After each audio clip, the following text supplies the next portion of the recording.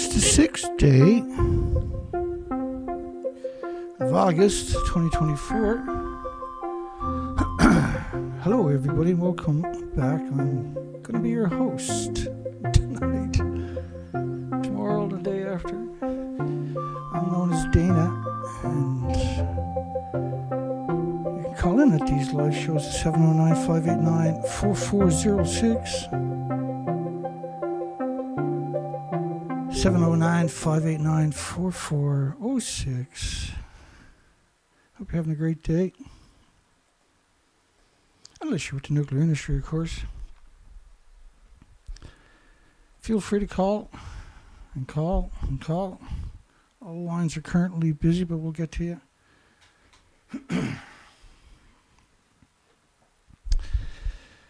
Nuclear, you dirty, rotten scoundrel. This is a terrible industry, isn't it? Should mass murdering pro-nuclear be labeled as terrorist? Terrorist? I think they should be. Because they are terrorists, right? These are clearly terrorists. They have littered our planet with radioactive fallout for 80 years. And it's not acceptable to sit in silence anymore. You know what was interesting about creating these pictures? Using artificial intelligence. And a lot of the pictures, the barrels are hanging or up in the sky like balloons and that. It was very difficult to get the barrels in the water. And so when you're building the picture, you have to start off with one barrel in a water, and then you have to change that to seawater. It was like, and then you have to, and in this picture in particular, I still haven't got the radiation symbols and signs prominently displayed, and the reason is because there's a whole setup you have to go through in order to get this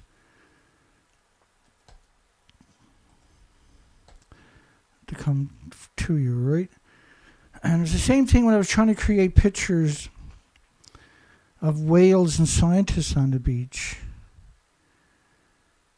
And so the pictures I started off with was a picture of a girl on a beach, and then give her whale here, and then I said, put whales, dead whales on the beach. And I said, well, this session is over.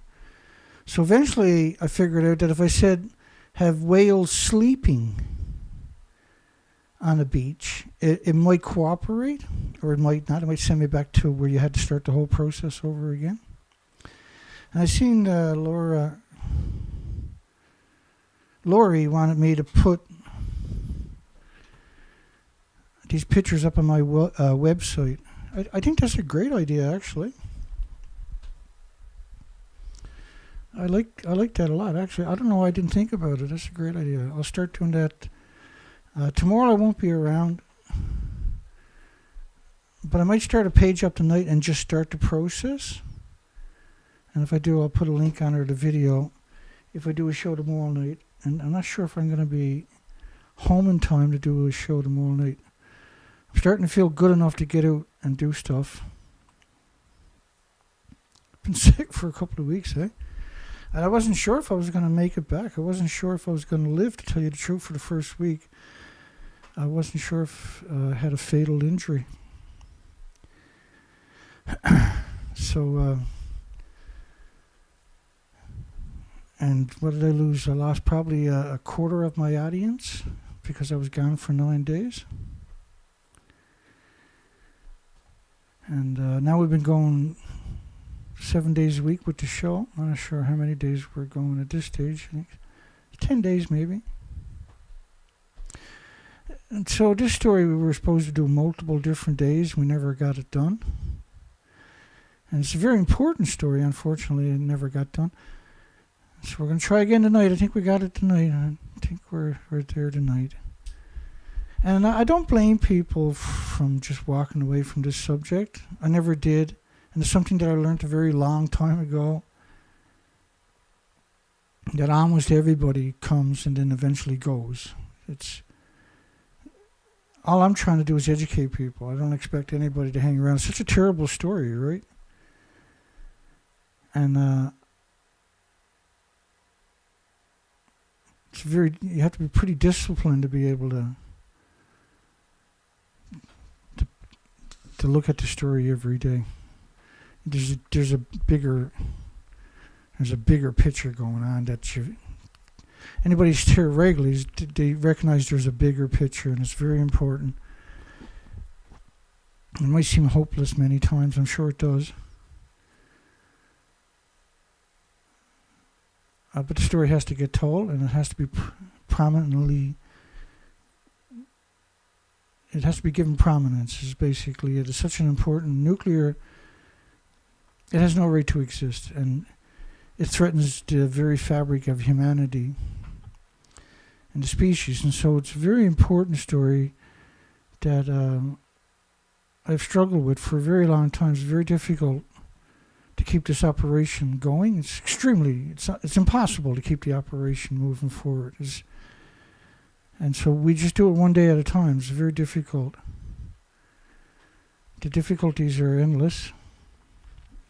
And eventually I'll offend everybody, no matter what I do. I will offend everybody, because my personality, which is the only reason the story is existing anymore, is because of my personality. But that same personality it's a pretty difficult personality, right? But that was the same reason I was able to dive 6 hours on the ocean floor every day.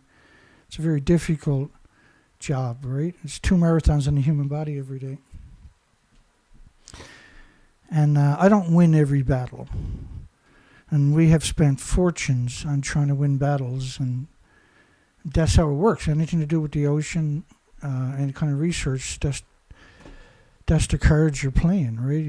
It's a gamble every day that everything will work. And we've had days where we've done thousands and thousands of dollars worth of damage, right? Had to limp into a random port and spend a week rebuilding the operation to get back on the ocean. And that exhausts your energy, but it also exhausts your ability to keep the operation moving forward. And so I made this the priority. This is a priority. Nuclear is the priority, and it deserves that prominence, right? Channel Island, which is in the United Kingdom, authorities will advise people to seek shelter in the unlikely event of a nuclear incident affecting the islands. In the unlikely event. But they've dumped 30,000 barrels just off the shoreline. So to suggest that it's an unlikely, it's a guarantee that eventually that would become an issue, right? Because they already dumped it in the 50s and 60s. I'll show you that coming up. And so now they're Apologizing again, and this is how we pick up the story. And the UK Health Security Agency, that's an interesting way of framing this entity, right, as a health security agency. So if they're a health security agency, if they look at nuclear from the dumps, it would be an emergency. You have to clean it up. And so they're the opposite. They give themselves this fancy name, the UK HSA. And as such, with all the nuclear industry, all the nuclear corporations, particularly the United Kingdom, the Great Britain,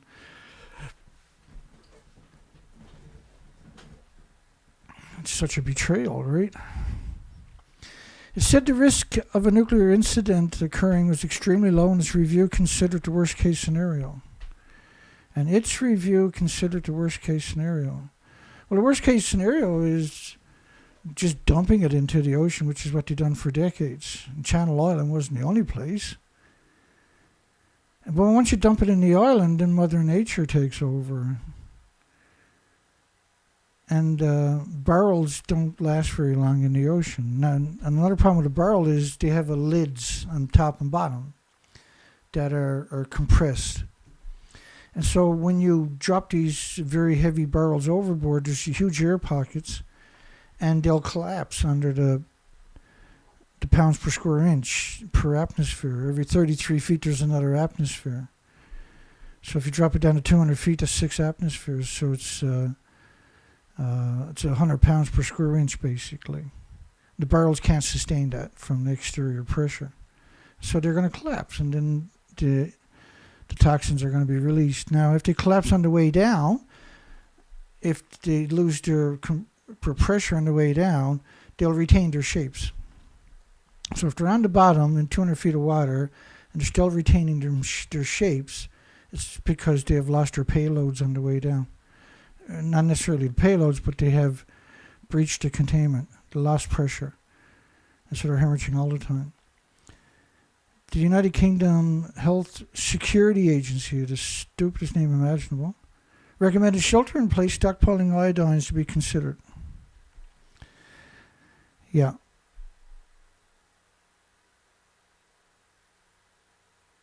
Dana Nasana says they're messing with his comments. I haven't heard. Yeah, I got no idea, Dana.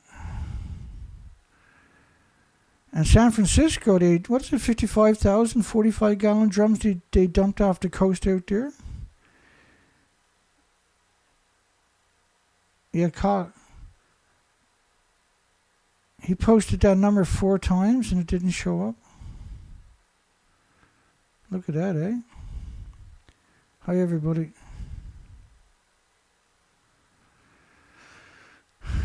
Yeah, I only see it there once, so I'm glad it showed up. That's crazy.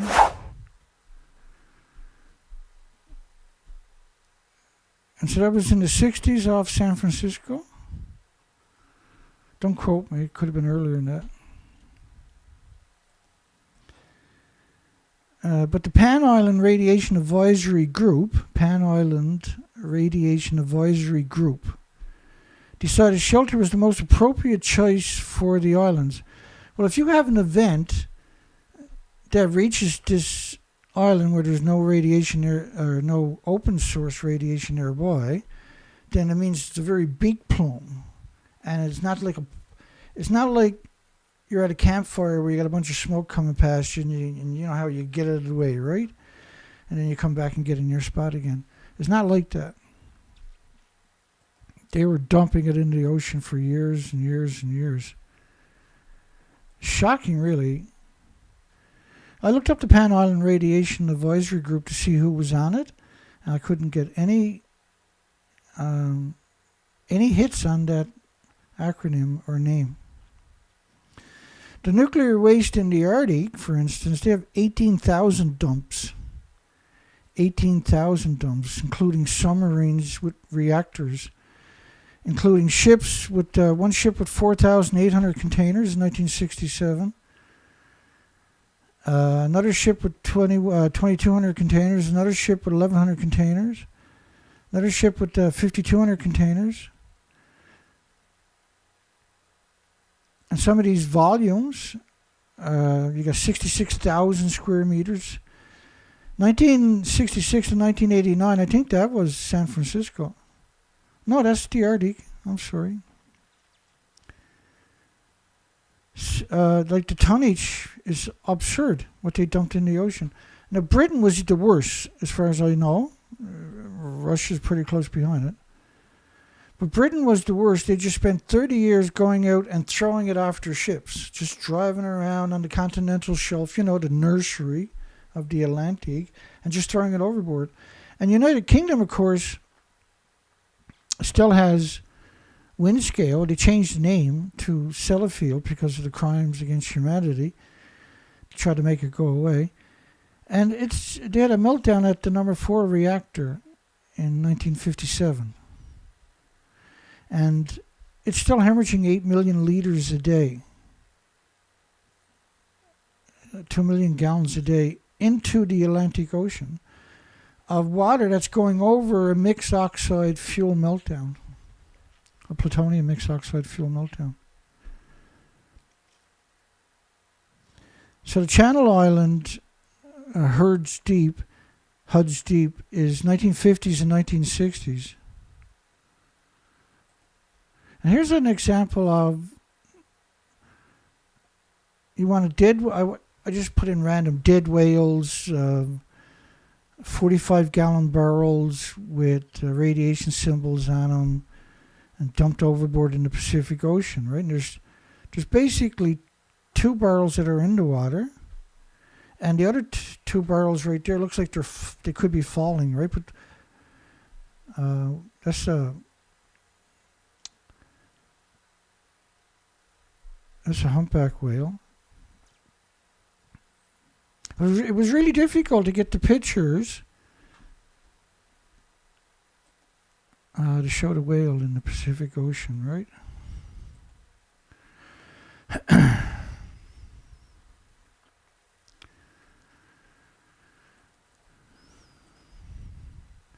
So co-pilot, great, let's change the subject. It had just booted me.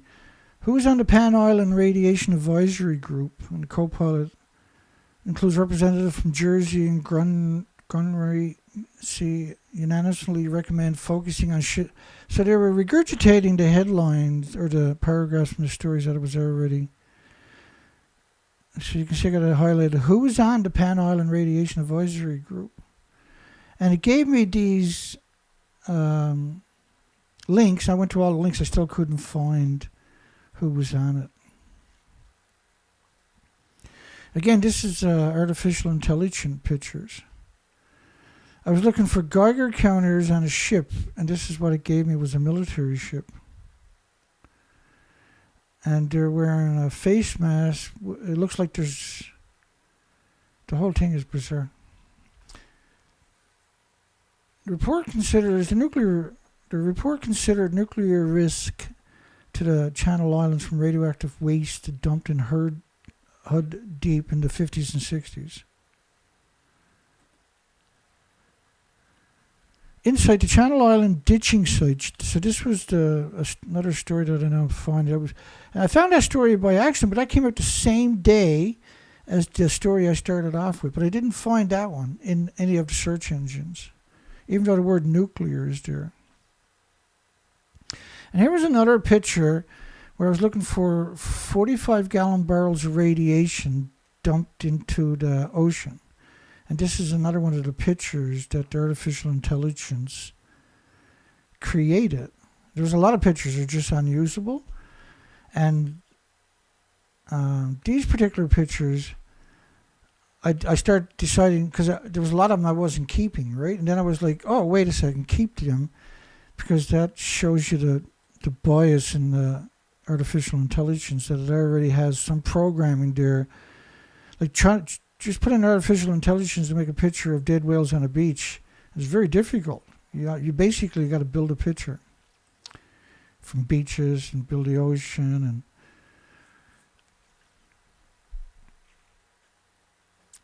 And Britain, not just Channel Island, but Britain was going out all over the continental shelf with special designed freighters, and that's all they'd done all day long, was went out and threw 45-gallon drums.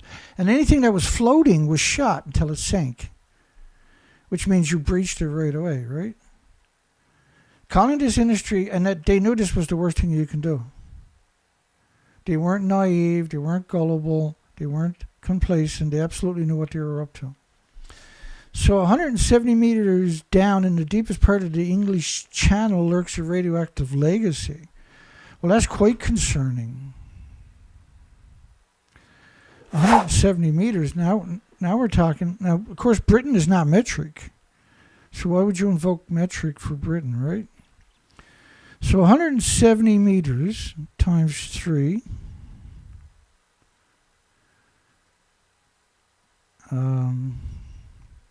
Is 510 feet deep, for goodness sakes. So let's divide that. Let's divide that by 33 feet to get an atmosphere. That's 15 atmospheres, folks. And multiply that by 14 point... It used to be 14.29 pounds per square inch, but they revised that for some reason. 14.6 pounds per square inch. Per atmosphere, per 33 feet. So that's 225 pounds per square inch on these 45-gallon drums. that have lids on top and bottom that are pressed on. And so there's no way that when you get down that deep that they're going to stay contained, right? There's no way. It just simply is not going to happen. And look, it didn't want, I said dumping them into the ocean, and they're all attached to strings to the surface. It's the strangest thing imaginable, because the artificial intelligence had no reasons to put strings on it, as if the government wouldn't dump it into the ocean per se, right? Herds Deep has been the scene of a couple of maritime disasters also. Also prove a useful hidden trench, because it's a big trench, for the British government to dump its spent ordnance, which is an interesting way to frame it. That's simply not true. There's not spent ordnance that they're dumping out there. Well, that's true. They did dump.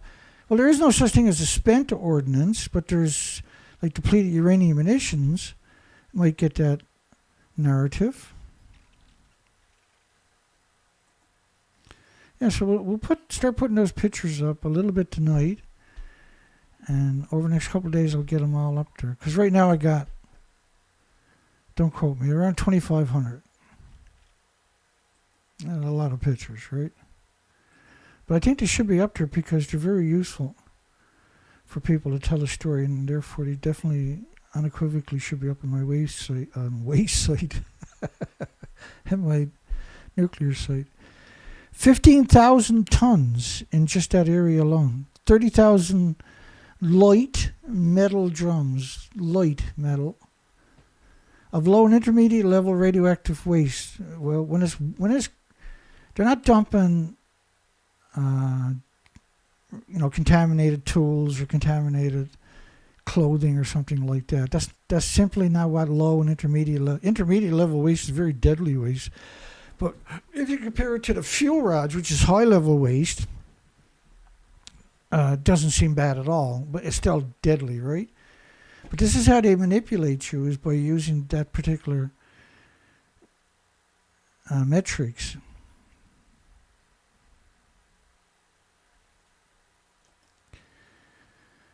Includes plutonium. Well, plutonium is not intermediate level radioactive waste or low level waste. So why would you suggest it was?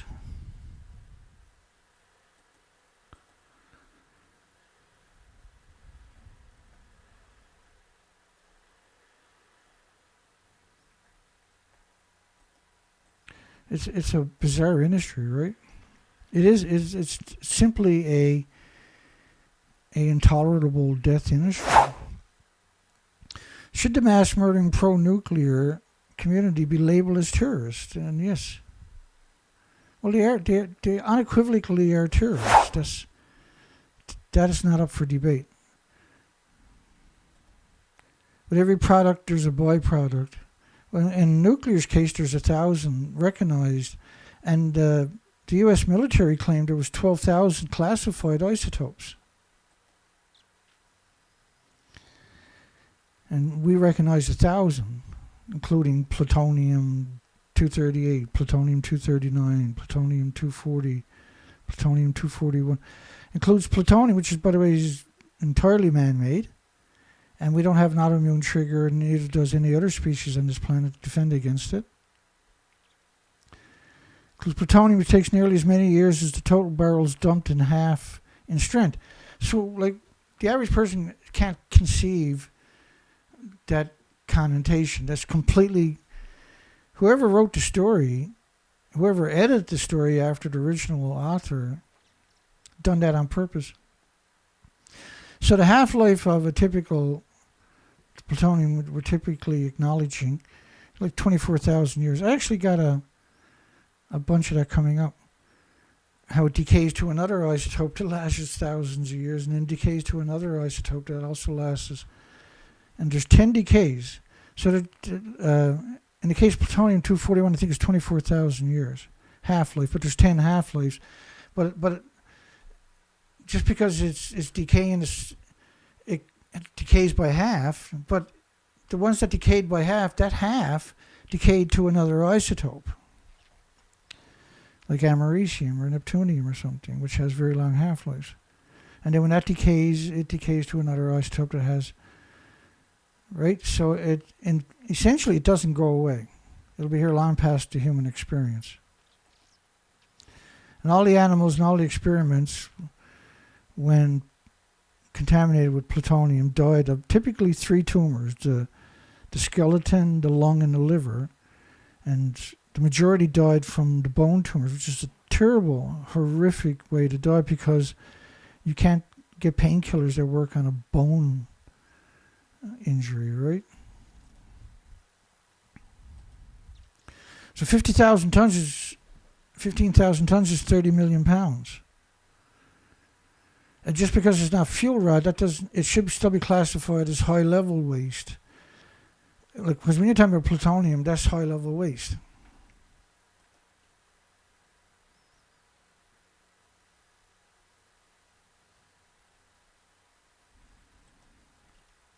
$30,000. This is an agenda to destroy the continental shelf's nursery. That's what that is. That wasn't the only solution they had. That was the solution they chose. And a lot of these scientists are still alive, and they should be put in the Hague and charged with crimes against humanity, right? It's not too late to hold these people accountable. That's the beauty of what we're doing here. And I know we've only been at it for a decade after Fukushima, but... So when you take these barrels and you drop them down into the ocean, what do you think is going to happen to them? And because of the gammas, the alphas, the neutrons, the betas, the X-rays, the neutron bombardment has caused the degradation of, right, the nuclear waste of the containers. So the stuff they're dumping over will look similar to this. And they're going to suggest that nothing has gotten out of the drums since the 60s, in 50 years. And I think people like that should have their ears pulled off. There should be a machine, and then they get their ears pulled off, and there's a big branding iron like they use on cattle to stomp in terrorists on their foreheads, so everybody in jail knows these are terrorists, right? 30,000 and light. These barrels are not light. Well, they're light if you compare to I-beams, I suppose, but so anything that was floating was shot until it sank, which means you release huge amounts of the inventories right away. But if you're dropping it in 15 atmospheres of water, 170 meters of water, it's going to pop open anyway.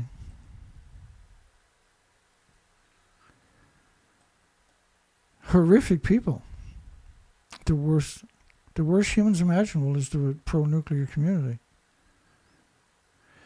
Included plutonium, which takes nearly as many years as the total barrels dumped to have in strength. It's a cult, right? It's a disgusting death cult. Allegedly, the practice stopped in the mid-70s, leaving the underwater valley teeming with aging and rusty drums.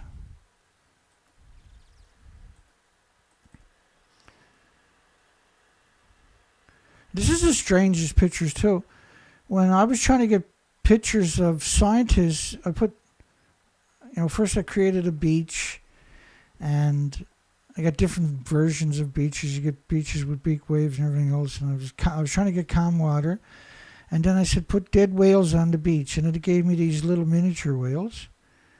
And I said, put scientists. I can't remember what I done for that particular picture, but I was trying to get scientist was the last one I got on that particular picture. And then it booted me, and I had to restart all over again. Radioactive waste in the mid-70s. It's 50 years ago. Until international conventions on dumping were signed. Leading up to it, the 6 or 7 years that led up to the so-called ban, which there really isn't no ban, they're dumping it into the ocean now with pipes that run a mile off the nuclear power plants. But leading up to it, there was a frenzy. They actually commissioned more ships to take more barrels out and dump it, right up until the very day that the ban came into effect. They were out there dumping it in the ocean, right up until the very day. They accelerated it leading up to the ban. Oh, there's going to be a ban. We got to get all the nuclear waste and get it in the ocean before the ban comes into effect. And how can you rationalize that these people are not terrorists? Clearly, this is terrorism, what they've done. It affects every generation for 1 million generations plus. But we won't be here that long because they release so much radiation into the oceans. There's many countries. Britain was the only one doing this. Wasn't the only one doing this. Practice was viewed as routine and uncontroversial.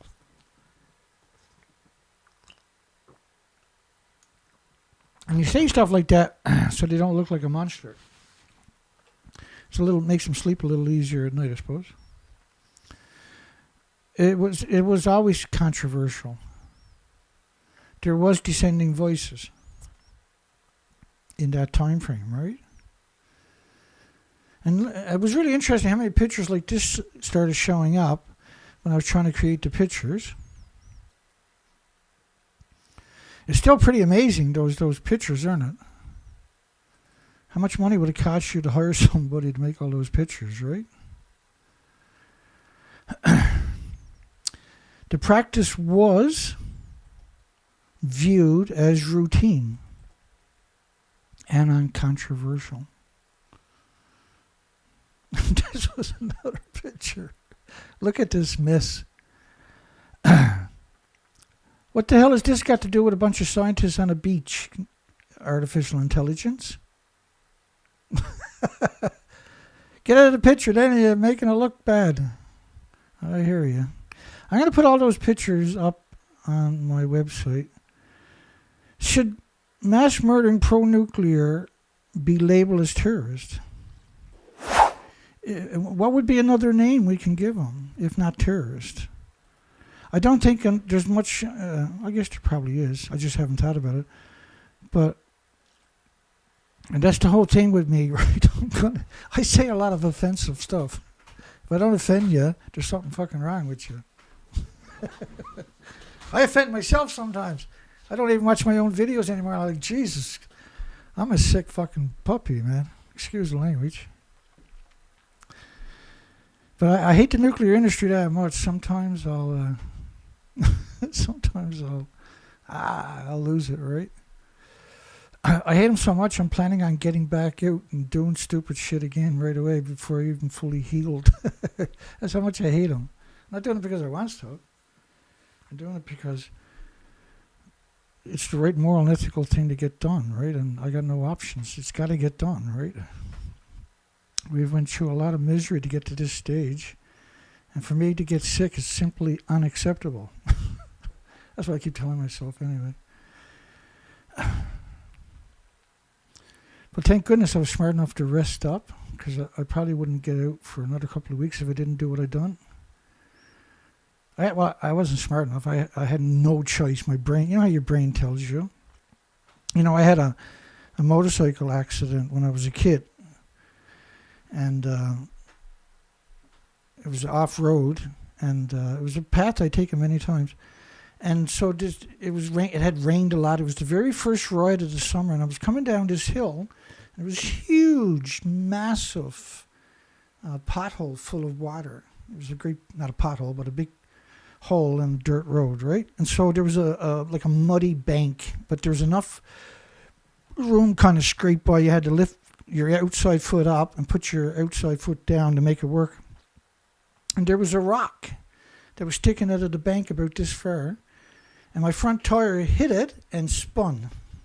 And so my steering wheel spun. I slid up and stuck the handlebars in my stomach. I was going pretty fast, and then me and the bike done somersaults, and it threw me probably 15, 20 feet or something. And when I landed, I tore my spleen off my rib cage. So now here I was out in the middle of nowhere, and I was bleeding to death. And the bike, I used to keep passing out. And so I'd wake up and the bike would be going, screaming, because the handlebar, the throttle was stuck wide open. The bike was it was destroyed. But the engine was still running, thank goodness. So eventually, I don't know, 6 or 7 times I passed out. And I was like, not like this. I'm not going to die like this. And I got up, and I finally, it was brutal pain. Like a spleen injury is a brutal pain. Spleen makes the white blood cells for your body. And so anyway, I finally get to the bike, and I lift the bike up, and the throttle is spring-loaded, so the throttle pops back, and I just get on the bike, and the bike is smashed up, right? The handlebars are all smashed, and the whole front end, the bike wobbling down the road. And I'm not too far. There's a couple of houses are just down the hill from where I'm to. And there was no cars in the first 2 houses, and then I can see the next house, but I didn't know if I was going to make it, so I made it. Went in the driveway, and that bike never started again. And I was in such bad shape, they just took me and ran me down to the hospital. And I was fortunate because they operated on me right away and saved my life. I had lost a great deal of blood. I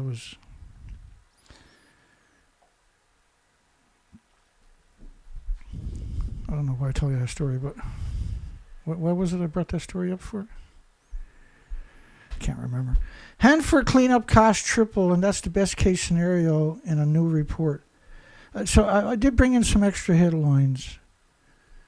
The report put remaining cleanup costs at $323 billion at best. At worst, it could be $677 billion. So if $677 billion to clean up Hanford, say $700 billion. Let's not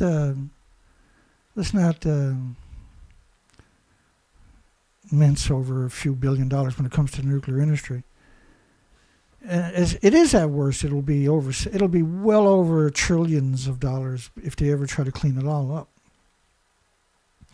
So that should give you some kind of barometer of what you're looking at for cleaning up the HUD channel, right? 30,000 barrels that have busted open. How do you clean up that, say? Well, that's what we should be using the submarines for instead of out there playing around in the ocean. They should be used to go down and clean up all this stuff. Rusting, and they could too, right? It's the simplest job imaginable if you went and used it appropriately. But no, they got to use it because the terrorists, which is them, will get you. Greenpeace captured images of the rusty barrels in 2000, and I thought it was 2000, and yeah, 2000. Now, this industry is a terrorist industry. Here's another example. Every one of those dots was a missile silo. This is just a fraction of the missile silos. I think there was 5,500 of these things at one point. So you got Colorado, you got Nebraska, Wyoming. And these missile silos are in prime farmland, and they have to change the tritium in it every 12 years. Because the tritium, which they claim is harmless, is used to make the nuclear weapons multiple times more powerful than they would with the conventional explosives, the nuclear explosives, rather. So all of these missile silos are in little communities are close by it, and they're in farmland typically. Prime farmland. Like everything else nuclear, prime farmland. Because they're always hemorrhaging radiation, right? And the farms, the food is shifted to your supermarkets where they poison you. But if some other country now attacks their missile silo, they'll say, well, China or Russia or whoever the boogeyman is this time attacked our community. We're going to stand by and let our boys and women and children be attacked like that. But those energies, we need your support. This is what they're going to do, right? So generally, all of these missile silos were using the communities as human shields. Idiot. It's an idiot industry, right? That's the future of fish right there.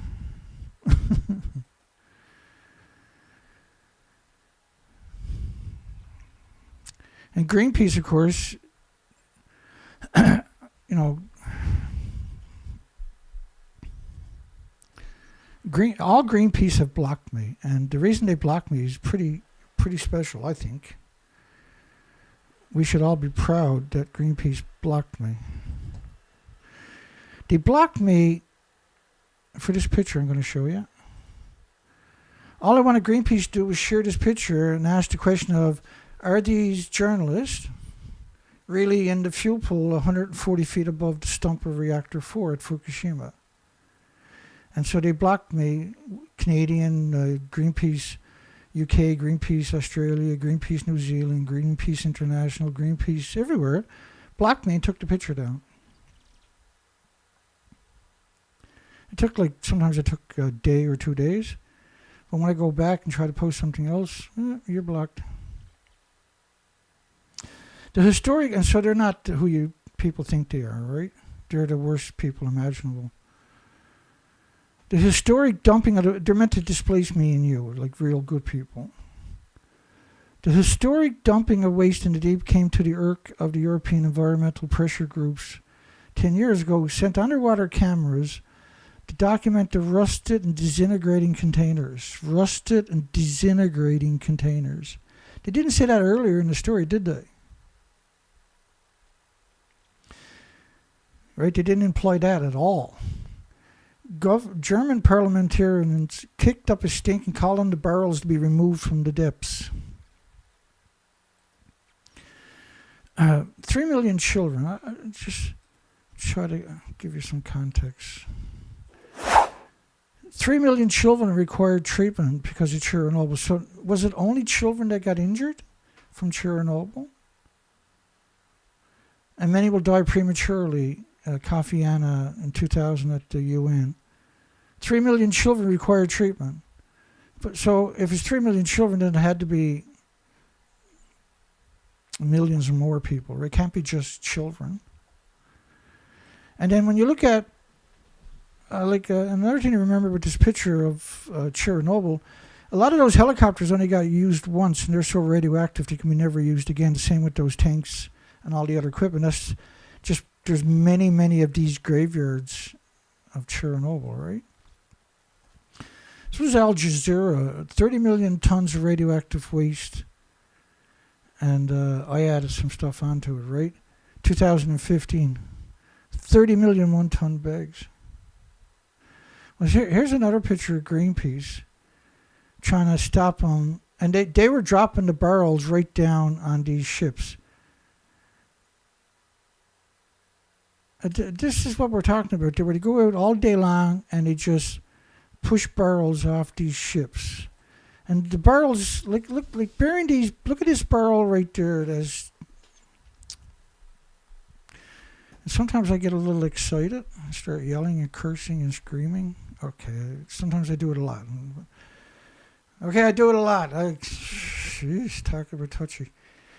Look at the hole. This barrel. Look at the rust on these barrels. And they're going to put a tarp over it. Not a very good one at that. And they're going to bury it. This is Hanford. And this is not 30 million or 30,000 45-gallon drums you're looking at. This is just a few, but it's a lot, isn't it?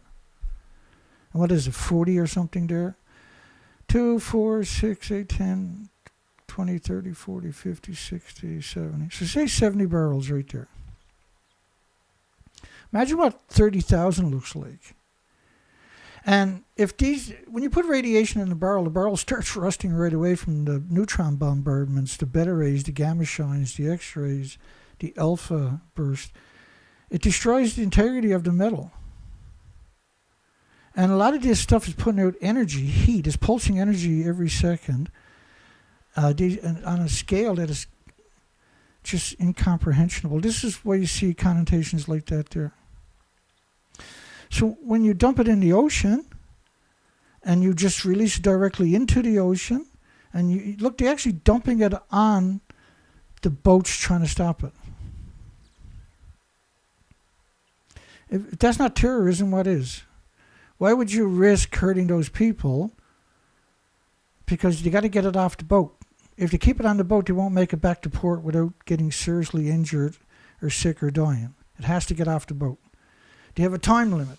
And they just steam along, throwing 45-gallon drums over the side of the boat that are exploding on the way down. If that's not terrorism, what is? If you went out and done that, guess what it is? It's called terrorism. And so why should they be allowed to get away with it? Like, really though, why should they be allowed to get away with it?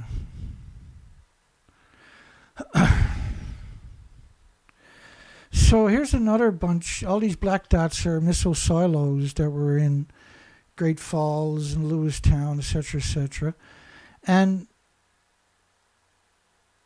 all of these communities are human shields. That's why they're putting them there. There's around 5,500 of these things. A documentary was aired but was never broadcast in the United Kingdom, suggesting negative health impacts in the elderly population. Alderney, butchered names for years. Now it's never going to be any difference. From the radioactive discharges into the sea, including Hurg Deep in the French nuclear sites and the Cotentin Peninsula.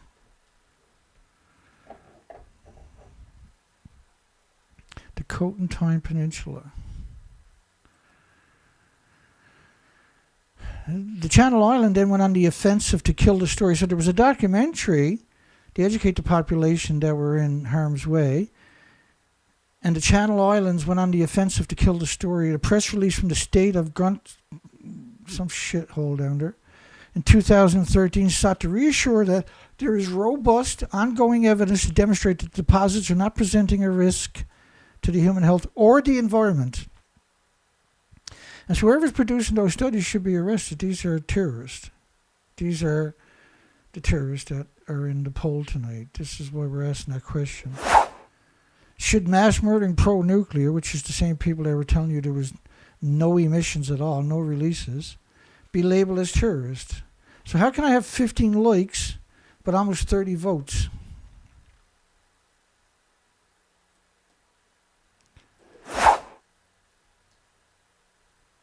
I done that backwards. Did I? Sorry about that.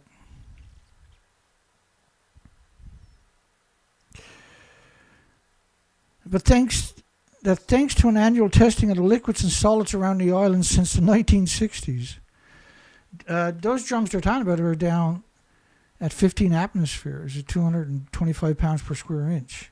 There's zero possibilities that the 45-gallon barrels don't lose their integrity. It's zero possibilities.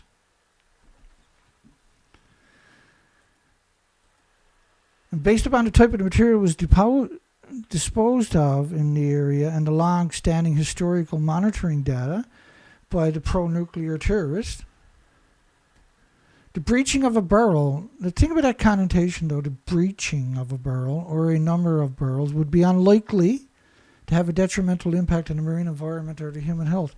It's simply unconscionable that they would say something like that.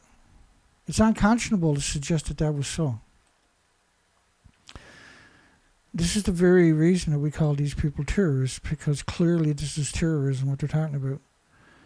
The Hurg Deep, which is a trench, lies outside of the Gun Street, and I'll butcher that name and I apologize, current territorial waters, and the clearance of this material would be the primary responsibilities of Her Majesty's government, because the monarchy owns the government. Imagine that. So what are you calling it a government for?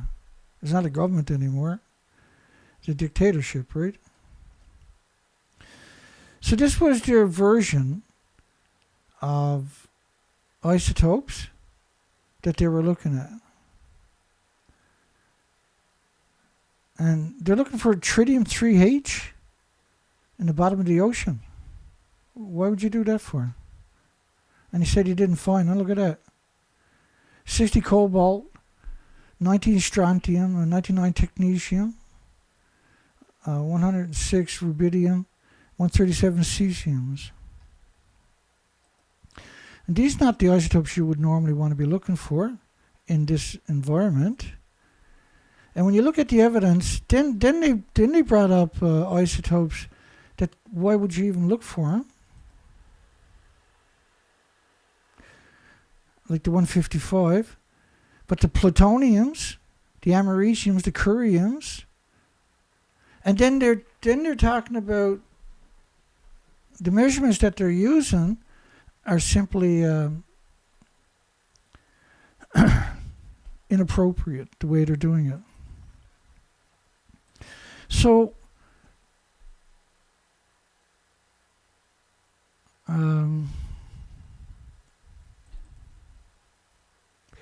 so for 243 curium, it's got a half-life of 29 years.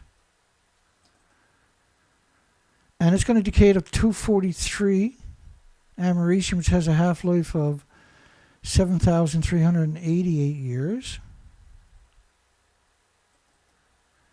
which decays to 239 plutonium, or neptunium rather, which has a half-life of 2.3 days, and then decays to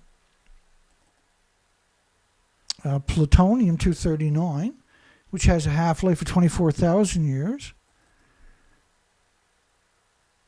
And these are all, when you see abundance none, it's because they're man-made, right? And then 239 plutonium decays to 235 uranium, which has a half-life of 7 billion years. 7 times 10 to the power of 8, which is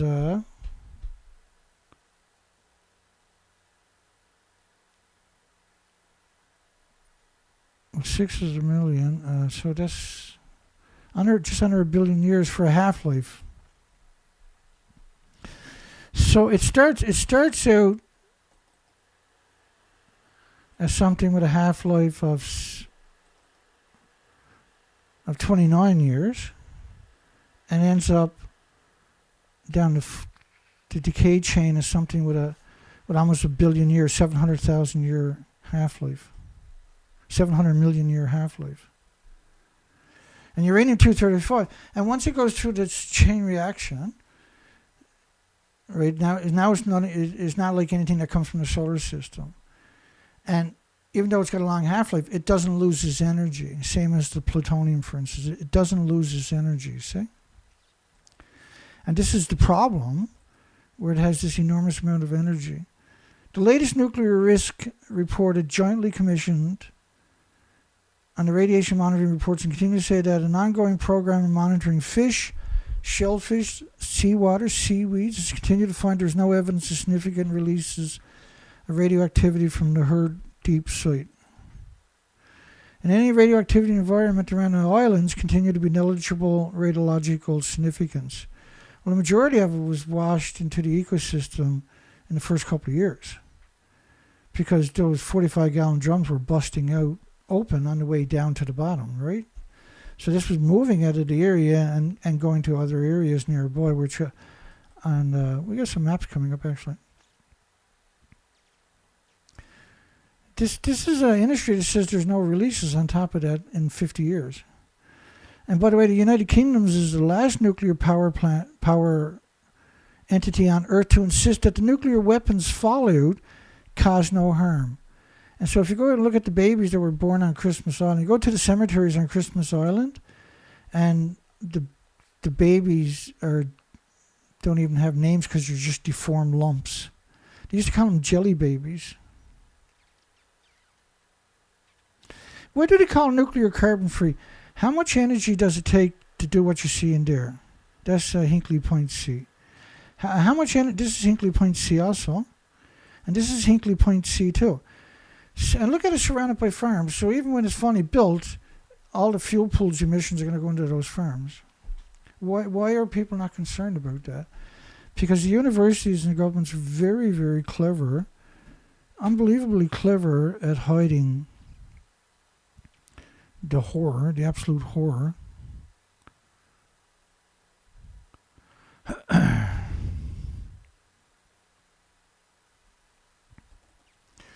It is generally difficult to attribute the results to different sources, including fallout from nuclear weapons testing. Due to the low values detected, no evidence for significant releases of the activity from the Herd Deep site was found. How come they didn't, like Greenpeace sent cameras down there and showed that everything was released? How come they didn't? How come they didn't send and It's no good for anybody to suggest you don't have this technology. We all know it exists, right?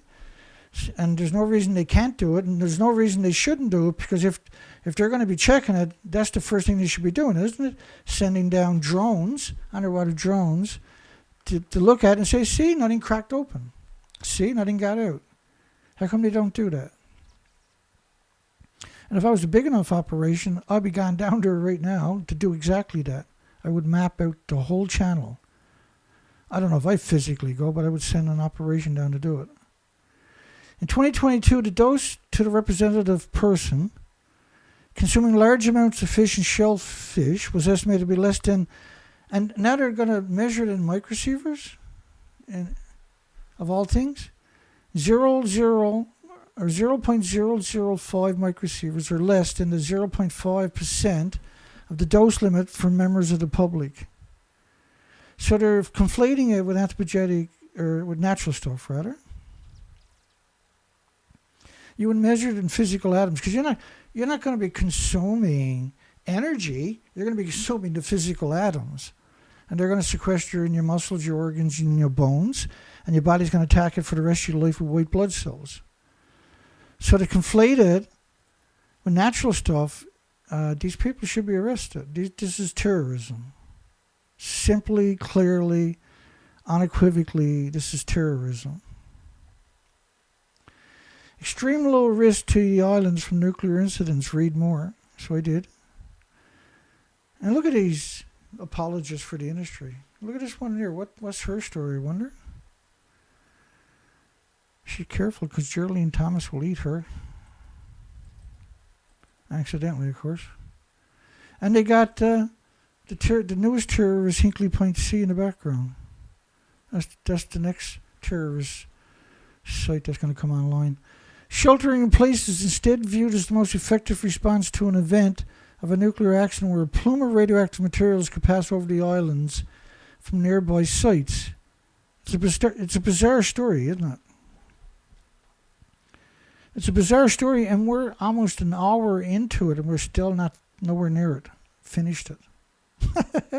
That's not a bizarre story. What actually is, I wonder? But emergency and public health teams say it's very unlikely such an event would unfold. But of course it unfolded already many, many times over. It's so difficult to measure it in a water sample on top of that. It's so simple to hide the results on top of that. It's so impossible for nothing to be going wrong. It's impossible to dump 30,000 400-pound barrels, 45-gallon drum barrels. It's 30 million pounds, was it? And the tonnage, 15,000 tons. And even if it did modeling of the past 5 years of weather, including 850 computer simulations. So they said even if you did have an event, the modeling, this computer modeling, of the past 5 years of the weather, including 850 computer simulations, 850 computer simulations.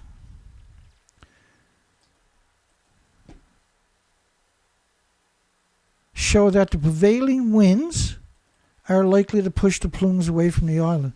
But any plumes that are big enough to make it to the island are big enough to cover the entire country.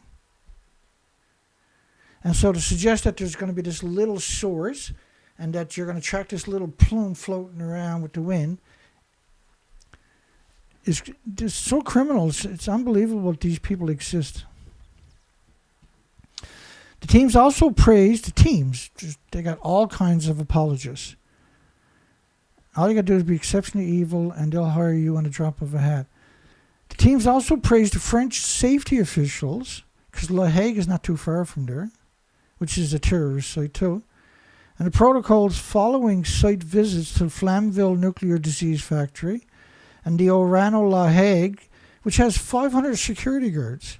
None of them are keep the radiation in, all of them to keep you from taking pictures or walking around with a Geiger counter. And the Cherbourg Naval Dockyard, which commissions and decommissions nuclear submarines, all located nearby on the peninsula. So this is an endless plumes from these areas. It's endless plumes. It's not like some future plumes. it never stopped coming out of there. Like La Hague there's a lot of evidence, academic studies showing La Hague contaminated the Arctic, or the Antarctic rather. And of course, Sellafield and Donneray are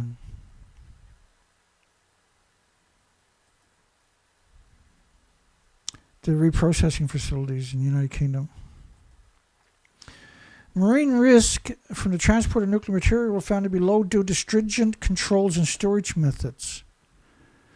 Marine risk from transport of nuclear material, everything is vented, by the way. When you're transporting nuclear material, everything is vented. Because if you have a breach, you have to abandon the ship, so everything is vented.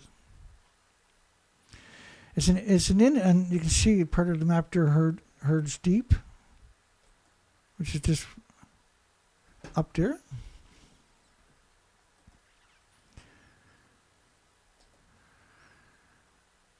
Local health consequences from the Sellafield. 1997 Ministry, I just want to show you how this stuff works, of Health report stated that the incidence of leukemia of children living on the eastern Irish coast near Sellafield, which used to be Windscale, exceeded the national average by 10 times.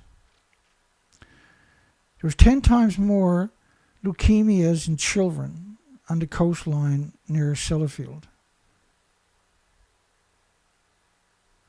And one child in 60 in Seascale, the village nearest to the disease factory, will die of leukemia.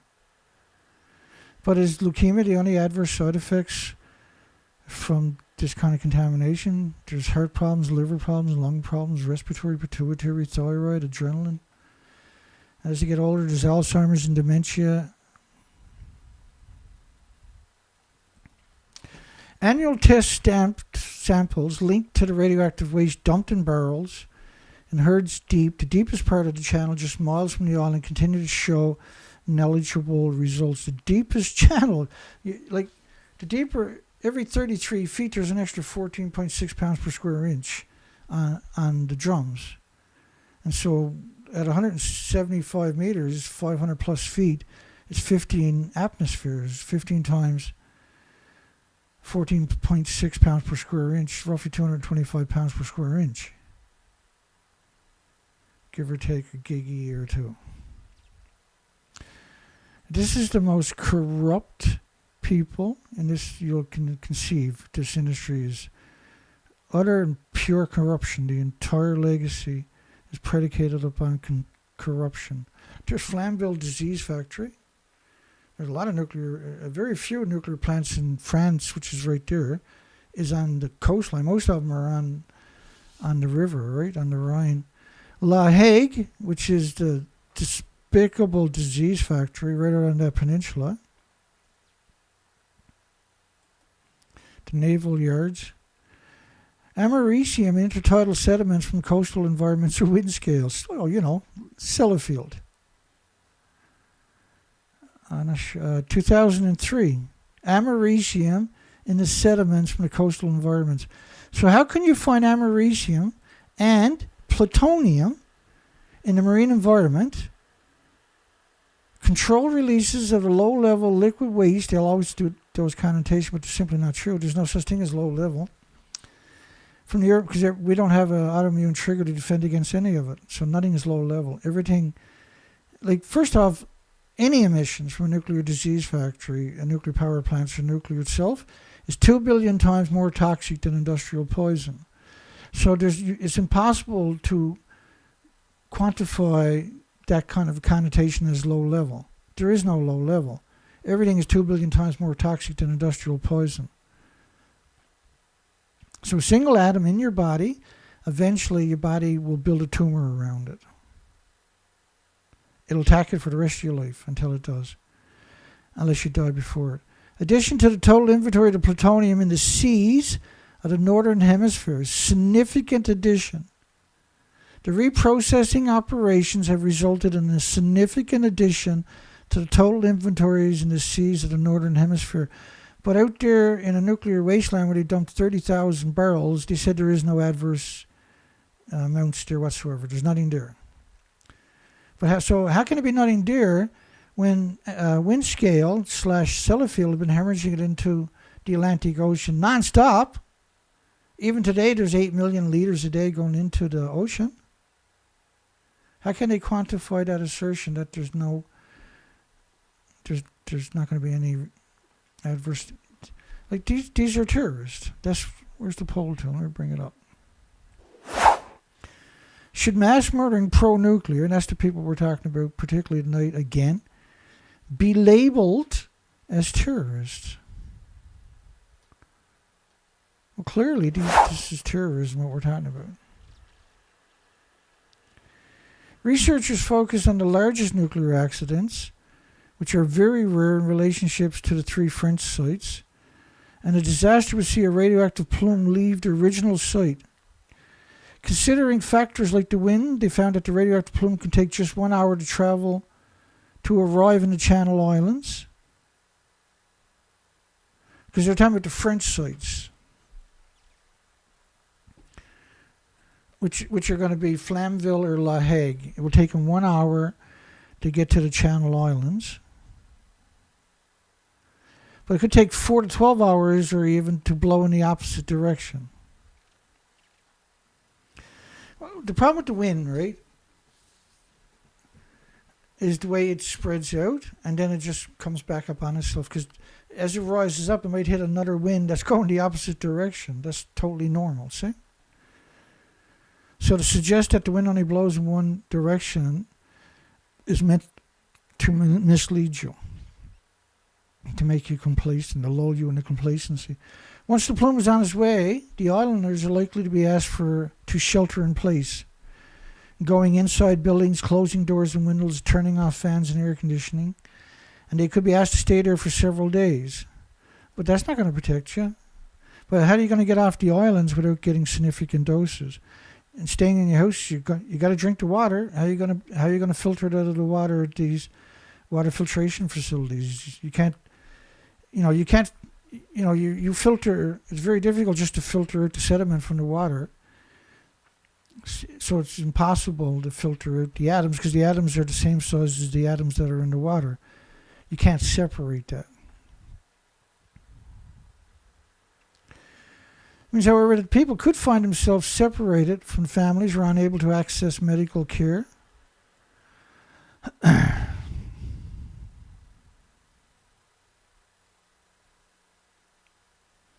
Or assistance. And the report also finds that evacuating people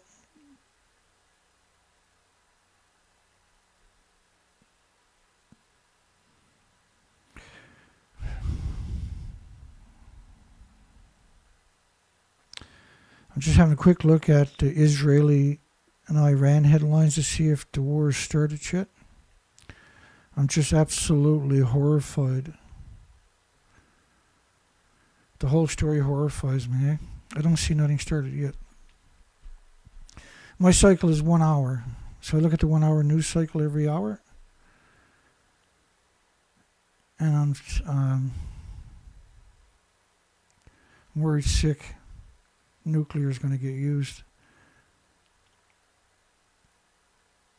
And, if Iran hits the Dimona, or vice versa. This, however, means that people could find themselves separated from their families, unable to access medical care or attention. The report also finds that evacuating people from the islands would be unrealistic, and that people would need advice on what to eat and drink, or any food that is unsealed, not yet harvested, could be contaminated. Well, not could be, will be. Water won't be fit to drink. The air is not going to be fit to breathe. And once it gets in your lungs, it sequesters in your muscles, your organs, and your bones. It's pulsing energy at the speed of light. Your body attacks it every second for the rest of your life with white blood cells.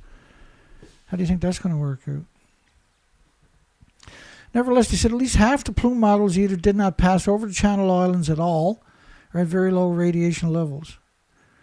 Again, suggests that the plumes won't pass over. The plume, again, see, because that's the trickiness of what they do, right?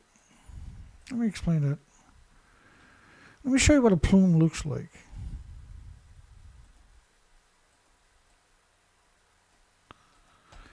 This is France's model of 1,010 million atoms of cesium-137.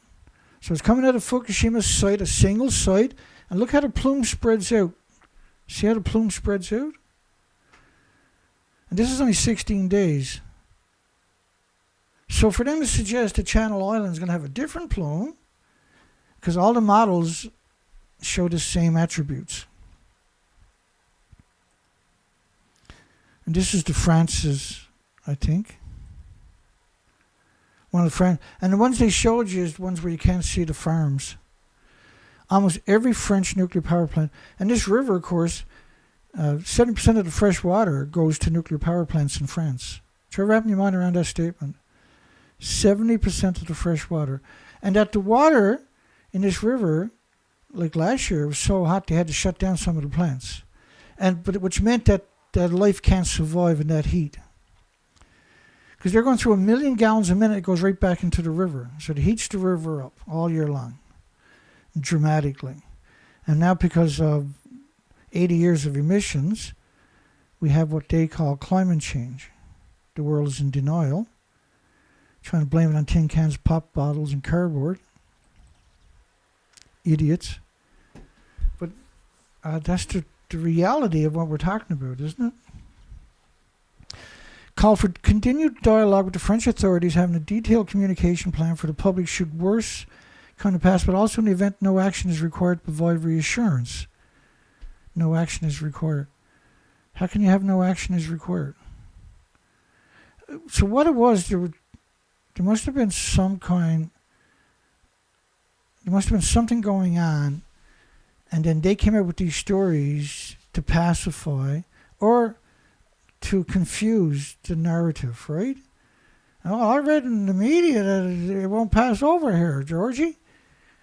And they're lying to you. Yeah, well, that's what you're saying. They wouldn't lie to us. They got all these scientists by. And I've heard that excuse so many times. It's pretty rare for me to bring up the word nuclear. I will bring it up because I can handle the conversation with the average person, right? I know how to bring the conversation about, but for the average person trying to have a conversation with your neighbor or something is almost impossible without the evidence, right? Once you get the evidence, hopefully you can. It's such an important conversation. Unfortunately, not many people are trying to have it. And we keep a vigilance every day we can. And I've been pushing my luck now because we're at day 10 in a row, which is pretty silly. But in desperation, this is called for continued dialogue with the French. Dr. Nicola Brink, Glenstreet Director of Public Health, had modeling has proven since 1997 that his report focuses on the worst case scenario. Well, if they focus on the worst case scenario, then they would acknowledge that after 50 years, some of the 45 gallon barrels have decayed and that some broke open on the way down to the bottom. And so he's a lawyer. You're a lawyer, sir. You're a terrible human. And you're you are a terrorist. You're a pro-nuclear terrorist degenerate. He wanted to find out what we would be facing in the worst scenario. Well, come to my site sometime. Because at least that way it was a very reassuring report, she said. And what was unlikely.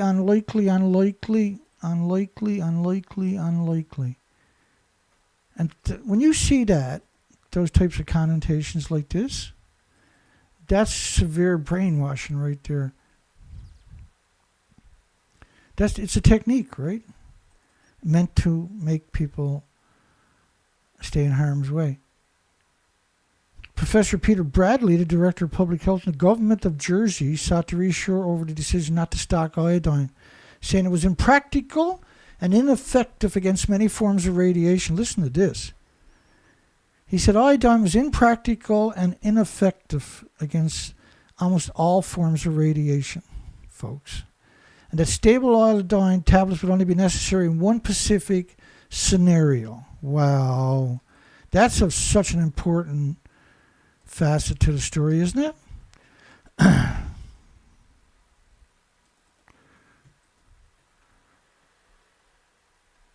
hang on here. I want to grab that and put that somewhere where I can find it. Because if not, that's going way down the memory hole.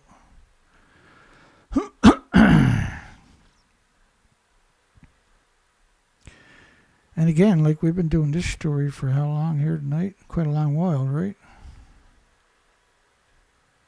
It's insane. Let me hang on. Here, I almost got it.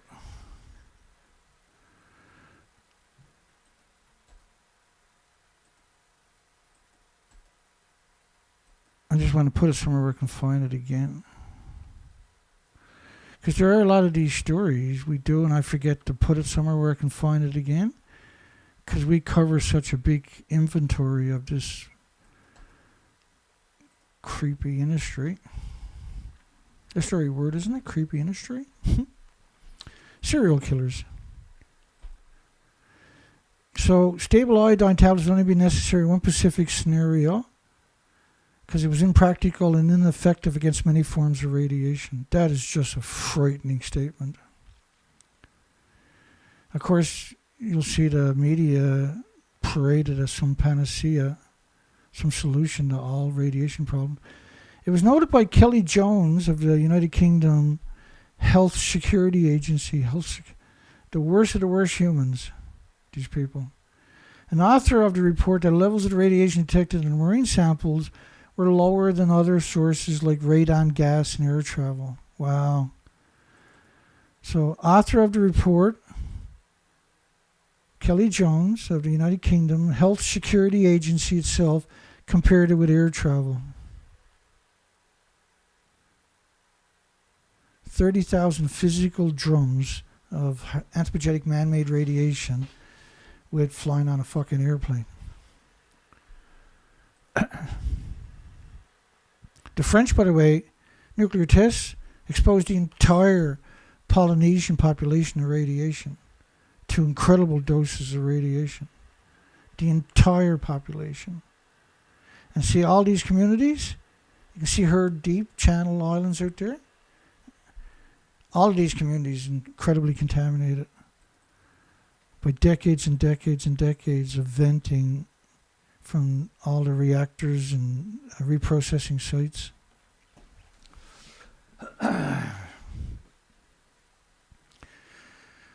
Well, being a scumbag is just natural. It's easy. The nuclear industry is simply not capable of being anything else but scumbags. I'm going to go to bed. It's a bit late where I'm to, and I got to get up early tomorrow morning. So we're going to call it a night right here. I got a long day tomorrow. 11:20. Hopefully I do okay. But that's quite the story tonight. Herds deep. And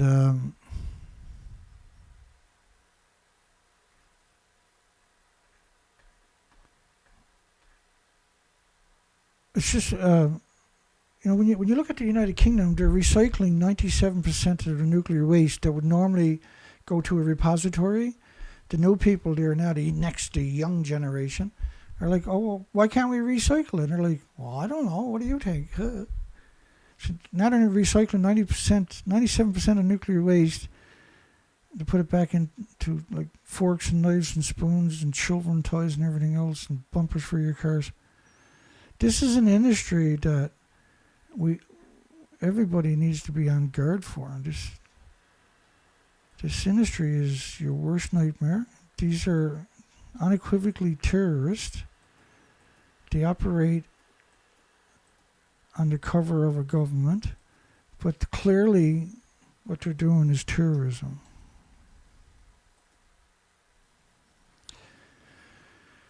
Alrighty, that's what we got tonight. Let's close the poll down, I guess. Get back up here. Alright, where are we to? Let's bring up the poll.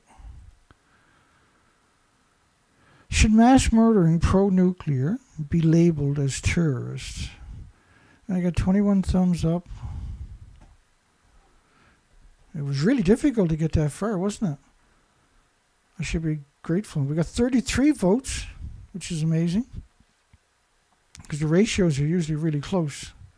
Very unusual to be that big of a discrepancy.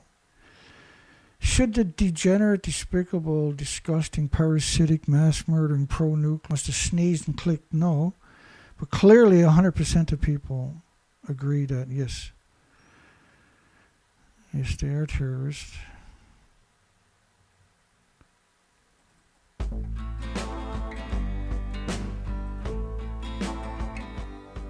I'll see everybody more night.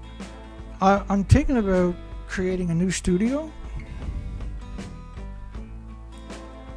And I spent a couple hours yesterday working. And so in the near future, we might have a new studio.